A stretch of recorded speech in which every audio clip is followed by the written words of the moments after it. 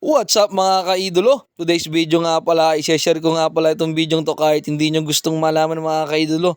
Ngayon nga pala, merong umorder sa atin ng daing na ayungin mga kaidolo. 20 kilos, kaya agad-agad natin itong kinuha sa ating kinuha ng mga kaidolo at agad-agad rin tayong sumakay sa pengot mga kaidolo.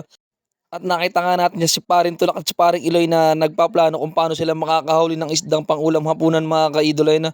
At yan nakita nyo ngayon dalawang sako yan mga kaidolo. 20 kilos na yung daing nga pala yan mga kaidolo na order sa atin ni Ma'am Mace mga salamat kaagad sa iyong pag-order. At kami ay meron ng mabibiling bigas mga kaidolo yun. At dito nga ipapakita ko sa inyo ang pengot mga kaidolo na lagi kong sinasakyan tuwing umaga na kasi libre tayo lagi mga kaidolo. At i-share ko nga pala sa inyo kung bakit tayo laging libre sa pengot mga kaidolo. Kahit hindi nyo gustong malaman ay sasabihin ko na rin. Ang may-ari nga pala ng pengot ay aking ninong at ninang sa Binyag at sa Kasal mga kaidolo. At bukod doon ay kababata ko pa ang kanilang bunsong anak na si paring Jomel Figurasin mga kaidolo.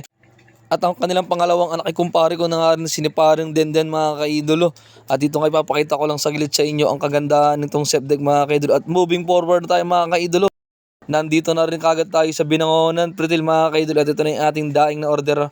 Habang iniintay natin yung ating buyer na mga kaidol ay nakita ko pa yung ating kumpare si paring Jess Gondray na shoutout sa inyo. At nandito nga tayo sa Pretil upang mag-video lang yung mga kaidol.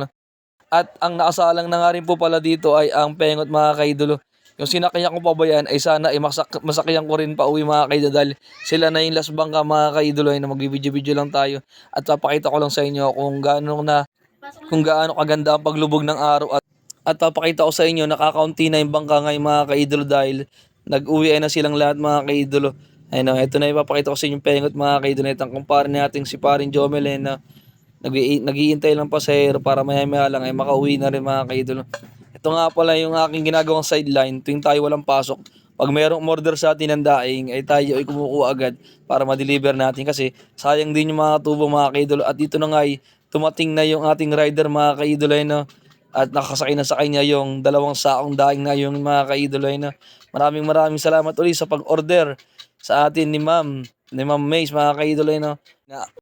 At hanggang dito na lang mga kaidolo. Kung magustuhan nyo, follow, like, and share.